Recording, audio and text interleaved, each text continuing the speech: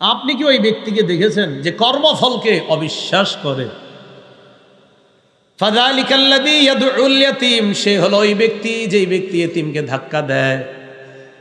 আলেমরা কয় এতিমরে খাওয়াইলে সওয়াব, কর্মফল যে অস্বীকার করে হেরা কয় থুর, এগুলা হুজুর গো বানানো কথা।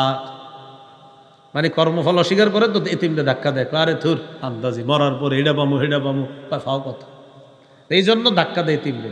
এতিমরে ধাক্কা দেওয়ার চার ব্যাখ্যা, বলেন কয়টা? এক নাম্বার আল্লাযী ইয়াকহারুল ইয়াতীমা, এতিমরে ধমক দেয়। দুই নাম্বার ওয়াজলিমুহু হাক্কাহু, এতিমের সম্পদ অন্যায়ভাবে আত্মসাৎ করে। তিন নাম্বার ওয়ালা ইউতিমুহু, এতিমকে খাওয়ায় না। চার নাম্বার ওয়ালা ইউহসিনু ইলাইহি, এতিমের প্রতি সদাচরণ করে না।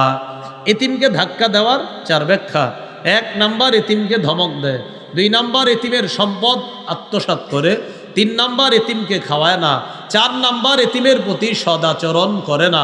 আল্লাহ আমাদের সকলকে এতিমের প্রতি স্নেহশীল দয়া পরবশ হওয়ার তৌফিক দান করেন।